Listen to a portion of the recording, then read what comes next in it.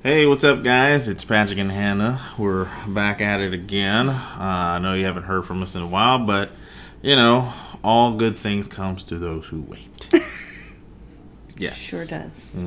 So, this is episode 4, and we're going to be doing 2 more episodes after this, just to kind of bring this whole series to a close. But I believe that this one that we're talking to you today is going to be important because it's about rebuilding trust. So we've called this one Learning to Trust. And, there's a lot we have learned over the years going through these situations that we've gone through. Yeah. And in our relationships, and there was just a few things that we've learned over the years, and I think rebuilding trust is a big one. Because most people that have gone through some of the stuff that we've gone through is going to wonder how do you guys rebuild trust? Yeah. I think that would be a lot of questions for, I think, majority of couples, even if they've never been through something Right. As trying, difficult as we haven't been through. Right. I think a lot of couples still are looking forward to what if I have disconnected that trust, how do I rebuild it? Right. So I guess our first question would be, like, in the relationship, where did the trust break? And I'm gonna let you take the lead on this one, because coming from a woman's perspective is a lot different, because in this retrospect, the wrong was done mostly to you. Okay, that's in this scenario, right? In this scenario. Okay. Right. I'm just gonna be the good husband and just sit pretty. Okay, so you want me to Just talk kind of about... elaborate, just Elaborate. yeah, just where you think. Okay. I know we've talked about it in the video, especially in the pilot video, but About the mistrust and the yeah, hurt yeah, and and we've talked it over about a couple of episodes, but I think this one is just extra because we need to figure out where did these things go awry, Okay. So when we talk about mistrust, I know we've talked about the little things that we don't communicate with each other. Well, that, and what were some of the things that you started to pick up on? Because there's just such a variety, so I'm just looking for... Just start anywhere. Oh my god. So I think a lot of the beginning of situations like that, or our situation, let me speak specific to our situation. Right. Okay. So Granted, we're only speaking about our situation. Yes. That's yes. it. Yeah. And this is all in the past. Right. And we have... Anyways. Yes. Yes. Mm-hmm. I won't re-elaborate. Sorry. We're elaborating as much as we can. Okay. Yeah. So with the mistrust in our relationship, I think it started from lack of communication. Mm-hmm. I felt like you were holding stuff from me. I felt like there wasn't... just as relationships go, when you have friends and stuff, you can always tell, okay, you were giving me just part of the information. What are you holding back? Right. So I did feel like that a lot, and apparently I had reason to believe that. Okay, so I wasn't feeding... Good reason. No, I wasn't good feeding reason. into just paranoia, right? Right. Okay, so... I never tried to give in to paranoia. I always tried to give the benefit of a doubt that, okay, he's not trying to keep anything from me. Maybe it's just me. Mm-hmm. But I think because it happened on a consistent basis, and then things were happening, like you would see things, I can't think of specifically, it was so long ago, but you would see things or you would say things like, okay, for instance, this didn't happen with us, but this is the only thing I could think about. Say someone was talking about how they saw this movie and it was a great movie. You're like, wait, I didn't see that movie. When did you see that movie? It wasn't with me. So, yeah. Not that happened to us, but something along the lines of that. Right. You talk about things and you're like, wait, there's a missing link. Where is the missing link? Is it something I missed, or is it something that you're not telling me? So I think that started the mistrust, because that was happening. Right. The situation of always wanting to know where the person was at. So the mistrust does cause really bad paranoia, because now you're always wondering, what are they doing? Who are they talking to? Who are they texting? When they're not with me, what are they thinking about? And then the hurt comes, and now you're hurting yourself maybe more than what you should be, based off of information you don't know. Right. So now you're standing on what you think is solid, a board that's in the middle of the ocean, which is unstable. Right. So you think you're standing on something stable, and you're not. Right. Is that an okay analogy? I don't know if that makes sense, but that's just how I felt, I think, during the period when we just were not communicating, and we were going through our relationship issues, the mistrust in our marriage. Right. And again, that, I think communication stems from that.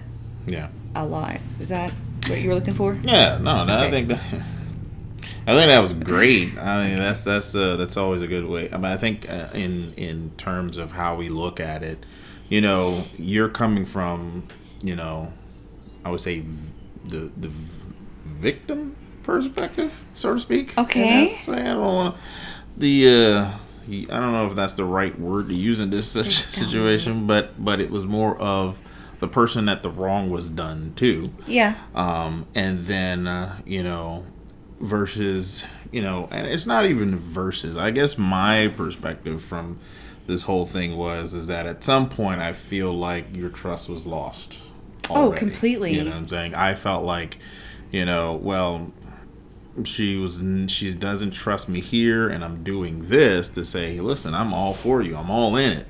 And I think with those little things that have transpired right over in the beginning kind of led to other things that just kind of spiraled out of control. Okay, so you're referring to, how do we rebuild that? Feeling like I was not standing on anything solid. How did we rebuild that solid trust again? Yeah. We'll get there. Oh, okay. In just Sorry. a few. But what I'm saying was in that aspect, from my point of view, on the other side was that somewhere in the beginning of our relationship, everything started out great. Of course. You always have that honeymoon stage. We have the honeymoon stage. Always. Everything started off kind of good, and then it got a little rocky. Some wind came along and shifted the boat a little bit. Always. And I think those little shifts were the little tests to see what we were going to be able to handle coming down the pipes. I think we failed a little bit. Yeah. Just in the beginning. I mean, well, yeah.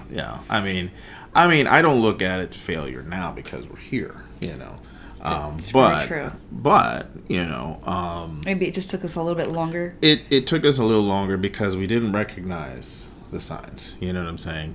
And I'm not just talking about the stepping out of the relationship. I'm talking about little cracks that kind of that we didn't know how to define of what were triggers. You know what I'm saying? So, like, for instance, when we say that, I felt like I wasn't being trusted. Now, instead of me thinking and holding that in, what we should have did was we should have really sat down and saying, well, why don't you trust me in this area? Right. You get what I'm saying? And so... then I could have expressed why I don't. Right. Maybe you could have helped me squash that. Right. And we could have had better communication. Right. And even in there, because I think there were situations where we did kind of talk about certain things, but no one was... I don't think... me at the time was not really to identify with those because, number one, I think I was trying to put my past behind and was like, no, I'm not that guy anymore. You were. But unable to see that when these really troubled times pop up, what we revert back to. I think your struggle was you didn't acknowledge that you had something you were struggling with. You wanted to ignore it. Right. Well, I don't need to deal with it. If I just ignore it and push it back, it'll be forgotten. Right. And what you didn't realize was you had formed a lot of habits, a lot of characteristic habits that you need to deal with. And as like we explained in the last episode, there were habits that we didn't realize that had wrapped into me from a young man. Yeah. You know, so I think, and I didn't know how to recognize that because I can't help you with that. And I think what we probably should have done, but we didn't because number one, I had trust issues, was go to a counselor. You know, we should have gone to a counselor and just said, hey, we're not understanding why the way we feel this way. Right. You know. Okay, so we talked about how we led up to the trust issues. Mm-hmm. How the trust broke down. Yes, you know. Right. And, you know, after everything hit the fan, I think at this point we were at a point where do we go from here? Yeah. You know, and I think that is where we had to try to figure out how we were going to rebuild this trust. I think we were both broken at that time. Right. I think we had done enough of our fair share of trying to resolve things, and we were like, you know what? Mm-hmm. Let's get God involved. Let's get people who are professionals at this. Yeah. And help us work this out and figure out a resolution, if there is a resolution, because I know that some situations, unfortunately, may not always be resolved the way that we were able to resolve ours. Right. We're extremely grateful for that. Right. But most chances than not, it is able to be resolved. Right. And that's with the two of us coming in agreement, saying, you know, listen, there is an issue here. We want to resolve this. How do we go forward? And we both wanted to work at it. I think if one of the other is not willing to do so, I don't think it's going to work. Well, I think part of that is you allowing me to step back in my role as your husband. Oh, you're welcome. Well, thank you. So, you know, and I think that's very important because most guys don't want to be in a relationship where they've come from something like that and then have to live with a mistake for the rest of their lives. Oh, you're going to pay for this forever. I'm going to remind you about this like 10 years from now. Right. Every day. That's not... You're going to live in the doghouse. No, that's not healthy at all. That's like prison. This is what people think about. Right. That's no kind of life. It's an emotional prison that most guys who are trying to come away from that don't want to deal with. Yeah. It is. And at the same time, do my part to not let her think that I'm going to do this again. So that wasn't easy. Yeah. Talking about conquering a mountain. Yeah. Wow. Yeah. I know.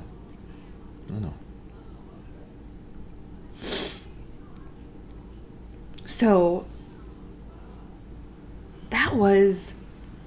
Oof, okay. Yeah. I'm good. It's okay. That was the most difficult thing as a child of God that I've ever had to do. Sorry. It's okay. So I know that we talk about, all right, Lord, you know, whatever it is in your will, Lord, that you want me to do, I give my life to you willingly, openly. Do we really mean that sometimes? Right. I think we don't. Because we want to pull back and control the situations. Well, let me just say this. It's not that we don't, well, because we don't, but we don't know how. Okay, yeah. That's true. Yeah. My apologies. No, that's okay. But I do think that subconsciously we're like, all right, Lord, we're just going to give it to you, and then we take control. I remember, just since I'm being very transparent, I remember thinking one day while we were reconciling, it was in the middle of reconciling, and that was really difficult. That was just as ugly, but a different way, because you are constantly in battle in the mind and in the emotions, and you have to constantly kill your flesh when you're reconciling a relationship. So it's not an easy thing. So if you've done it, be proud of yourself, and thank God that He helped you through it, because it's not easy. And I remember thinking one day I was in the shower. I pray there a lot, and I was just struggling, trying to let the past go. And when you're coming out of a relationship that was broken, and that mistrust, and there was an affair, and there was an extra relationship, you tend to think everything that they did was to make that other relationship grow. And so when they're out, when they're on their phone, so now you have to recondition yourself to think, okay, just because they're on their phone, just because they're out somewhere, doesn't mean they're doing something wrong. Yeah. But because you didn't know, you thought everything was wrong. Right. So now I had to recondition myself, and I just thought to myself, whatever he's doing, one more thing, and I'm out the door. Right. Like, he can't possibly put me through another thing. Like, I just thought, how dare you? Right. You know, not that he did, but I just thought, okay, well, I know I'm reconciling, but one more thing, and that's it. It's over. Right. I'm going to throw it all away. Right. That's not reconciliation at all. I have one foot out the door. I'm doing exactly what he did before. I don't want to be a part of this. It's too hard. It's too difficult. I can't handle it. And God would stop me right in the middle of my thought. He goes, so what you're saying is you don't really want to give him a chance. You don't really want to reconcile. You don't really want to give the situation completely to me and trust me that I'll take care of you regardless of whatever he does. Right. And make sure you submit to him like he is submitting to God. Right. That was really difficult. And that thought comes up a lot. And it's a struggle, and it's a fight, and it's a battle. And that's not the only thought. There are other things.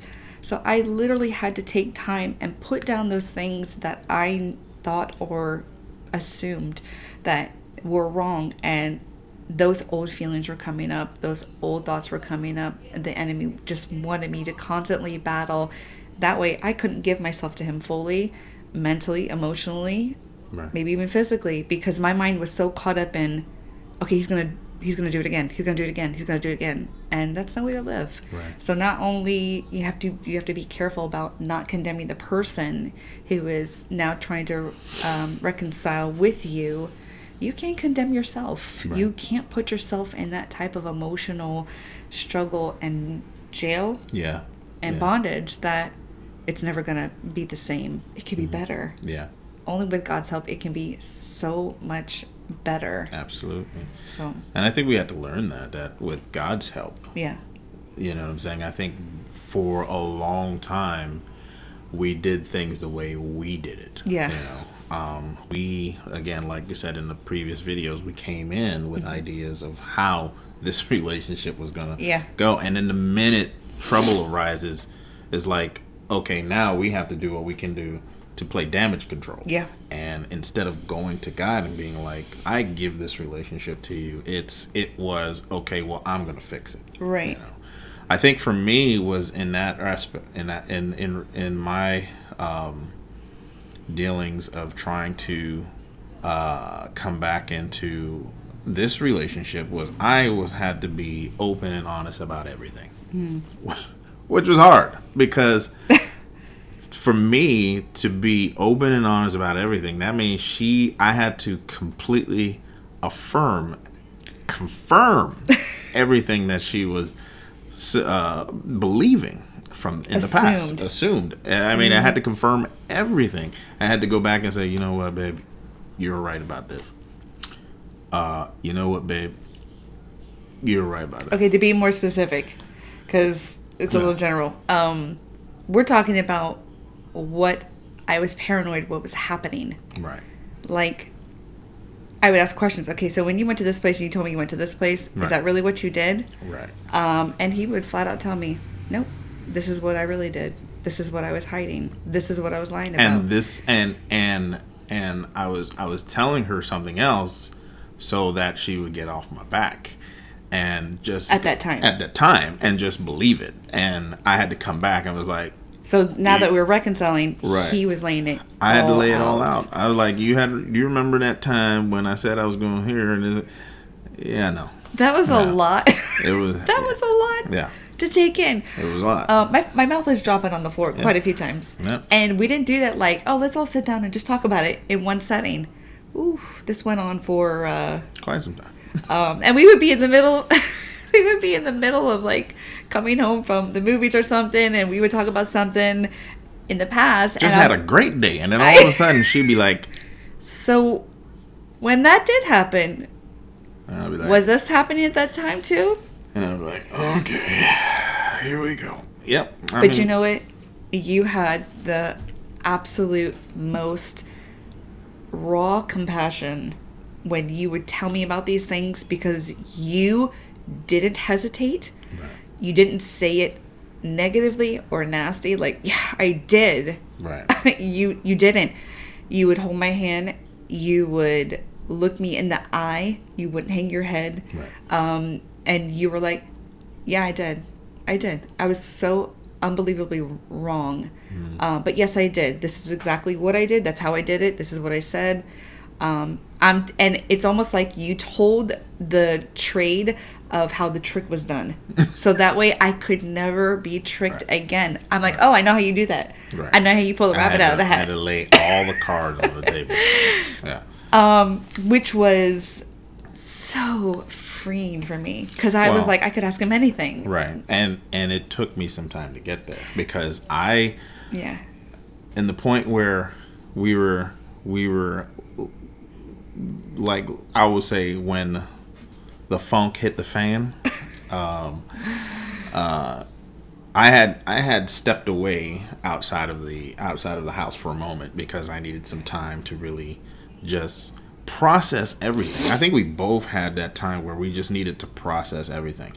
And I stayed in this place that was a hotel / it looked like it was some type of insane asylum. And I was like, how fitting, for me to be. I think it was a business turned into a hotel or something, and he was just like, this place looks like an insane asylum. It was an institution. It looked like an institution. I was like, good, you need to be there. A hotel. And because when I got there and I was looking around, I was like, this looked like it used to be a hospital. Okay. Yep. I'm worried. So, but again, God knew what he was doing. So in that moment, I felt the Lord speak to me, and He was like, if you're going to make this work, I need you to be honest about everything. Because He asked me, do you love this woman? And I said, Lord, yes, I do. He said, do you want to still have this life with this woman? I said, yes, Lord. Then you need to be an open book. Period. Mm-hmm. You need to be an open book. And I think that's when I came back after what was like a week being out almost. No, a couple days. So after like the last day, we came back and I said, I want to make this work. I will. It didn't matter what question you wanted to ask. I said, ask me. I will tell it all. I mean, I didn't ask it all at once. I couldn't handle all that information. I didn't want to hear it all. But, man, it was like, weight lifted. And I'll tell you this, not only was lifting for her, it was lifting for me. Yeah. Because I didn't want the burden anymore of carrying around secrets. Yeah. You know what I'm saying? Because that is such a weight that you don't realize over time that it is just pressing down on you. You looked different. Yeah. I mean, it was a couple of days after we finally said, okay, we're going to do this thing. We're going to lay it all out. We're going to reconcile. We're going to make this marriage work. This marriage is going to be amazing. Right. We had even started to talk about, I mean, you were okay with it. Let's do a ministry out of this. Let's talk about it. Let's expose the enemy, get it all out there, and help other people. Right. And when he immediately said that, I mean, the shoulders came back, the head was up. When I used to talk to him about these situations, every time he felt like he had to lie, and he, I don't know, maybe felt like he had been telling so many lies he couldn't even catch his own lie. Okay, am I about to expose myself? So our communication was, he was just like, I will say this, couldn't look me in the eye, couldn't talk to me, hung his head, and immediately when God just told you, just lay it all out, I mean, it was like, I was like, did you grow 2 inches? It's free. You just look so, and his countenance has changed, and I was like, I can immediately see that God is already doing a work in you. Right. That is when I was like, you know what, I'm going to stick to this. Right. I'm going to do it. He's all in. I'm all in. Yeah. And that's the freedom in allowing God to work this stuff out of you, and to put in the stuff that He has for you. Yeah. Because I will say this, trying to keep up with lies, it unravels. You cannot keep up with them. It starts to. I mean, you forget. You hear these things over lives. It's like if you start with one lie, now you got to keep that up to keep it going. And at some point, is that? It's tiring. And at some point, it's going to unravel because you can't remember the lie you just said to keep this lie intact. And at some point, it just don't make any sense. And you can confirm this live. I think I did catch you on a few things. And that's why sometimes you shut down because you were like, I don't know what to say because I can't even cover it up anymore. I probably do. I laugh now because it is in the past. It was not funny there then, and it made me feel like I was losing my mind. Right. It's not just about the lying. I could talk for like days on end about how I felt like I was losing my mind. Again, when I talk about you feel like you're standing on something solid that's a piece of wood, but it's floating in the middle of the ocean. You're like, okay, but I don't understand. I'm on this piece of wood. Why do I feel this way? Yeah. It's because your spirit is checking. Right. That's not right. That's not right. And I was just like... You're on something that's unsecure. So I couldn't find another piece of wood to stand on because I'm like, I just feel like nothing is stable. Yeah. So feeling like that for so long, you start to question everything. Yeah. So you're not just hurting this person because you're like, well, they'll find out I lied and they'll get over it. No, you're now messing with their psyche. You're messing with their heart. You're messing with that check in their system, their spirit. They're like, okay, I know he said this, but something is off. Yeah. And you're supposed to trust that person that way. Yeah. But like, oh, you know what? You said that thing. You were right. Yeah. That was kind of weird. Mm-hmm. And then that's when you confirm that what you thought was true. Right. So. Well, I'll say this. I didn't want to hold any more secrets from you. I wanted our relationship to be open and honest as it could be, and it may not have been all out in that first year. It may have taken 2 to 3, because little things would come up, and I said, you know what?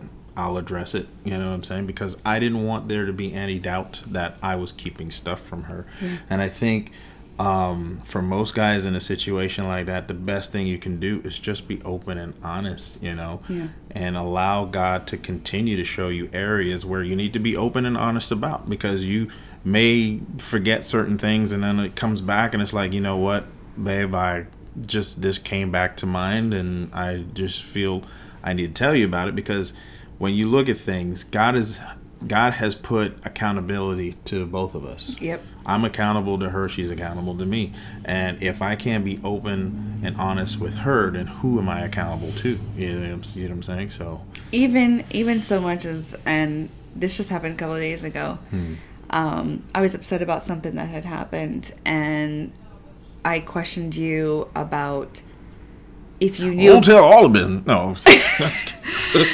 No. I'm good. Go ahead. We gotta tell it all. We gotta tell it all. That's what we said we're gonna do. Yeah, tell it all. And you were trying to help me cope with the situation, and I was like, I just feel like you're not telling everything, and it was really, my emotions were all out of whack. Right. And you were like, you feel like I'm holding something from you? Right. And the look on your face was like, I've been like pouring out my heart for years to you, and all of a sudden you're like, I'm holding something? You look more offended that I questioned you. And I was like, so this is me saying, I apologize. Oh, well, apology accepted. I don't ever think you hold anything from me purposefully or even unintentionally. Right. I know you have the best for me. Right. Now. Right. Especially now that the communication is, it just keeps growing. Right. Because I just feel like, I can tell you everything and anything. Right. I know sometimes you're like, TMI. Yeah. But that's just how I feel. It's amazing. Yeah, and that has made our relationship now, I think, much better than what it was in the beginning, More than what I thought. Yeah. Not to say that we, in the beginning of our marriage, had a crazy or a bad time, but... again, the honeymoon stage is because, that was awesome. Yeah, that was great. That was great because, we're together, we're married, we're doing honeymoon, and everything's gonna be great, and then life happens. And we got to go through this stuff, and that journey is just because God is setting a foundation for when we finally get to where He needs us, we can be a light to others. Yeah, so. and that's really why we're doing this, because we really feel like, and I remember thinking years ago, before any of this ever happened, we were talking to a couple friend of ours, and they were talking about another couple, and unfortunately he had a small affair or something, and she just could not get over it. Right. And the guy was super apologetic, and what do they call it? Regretful. And he wanted to make things work, and it was something, I guess, that just wasn't, permanent or whatever. Yeah. And she's like, no, I can never look at you the same again, ever. And they split. Yeah. And the couple that was our friends that was talking about it, they were just devastated that they couldn't make things work. Yeah. I get that. Some people are not equipped for that. They just can't do it. But this is why we're doing this, because we're like, you can do it. Right. With God, anything is possible. I think part of it is that we want to exercise and walk out what the Bible tells us. Yeah. Especially in forgiveness. If you're going to forgive, just like your Father in heaven forgives you. Yeah. And that means not holding a person's past in front of you. And I know it's tough because there's a lot of wrong there, but the only reason we hold on to unforgiveness is because we feel it's some form of control over the other person. Yeah. And the Lord is telling us, no, release that to me. You get what I'm saying? And that's the only way I'm ever going to make this thing work in your life. Yep. I mean, you can't go into the promised land with unforgiveness. You know what I'm saying? And really, that just hurts you. Yeah. Because when I did have that unforgiveness and God was dealing with me, I mean, it would consume my mind. It would consume my heart, because I would let it fester. Almost to the point where I had to oh shoot, I gotta snap myself out of this. I can't keep thinking about that. I got other things to do. I don't got time to be worried about that. Especially if I'm trusting God that He's changed His heart. I see the change. And I know that's not always the case with everybody. I know that. I know there's divorce. I know there's heartbreak. But it doesn't help you. It just causes bitterness. And now you're stagnant. Now God is trying to use you, and it's difficult. And you don't want to keep that back. You want God to be able to use you and flow through the giftings that you have. Don't let bitterness and anger and unforgiveness tie up your blessings. Amen. Oh wow. Well, thank you. Woo. We just had church for a second. Well, guys, listen. Again, this was a really good topic about rebuilding trust and how to do it. I think as we go throughout the next 2 episodes, we're going to try to kind of finish off this series, like we said before, and just kind of we're trying to plan out other big things for what Patrick and Hannah is going to hold next. So be on the lookout for that. And I just want to say thank you guys for tuning in, and just be on the lookout. Yep. All right. We love you guys. See you later. Bye.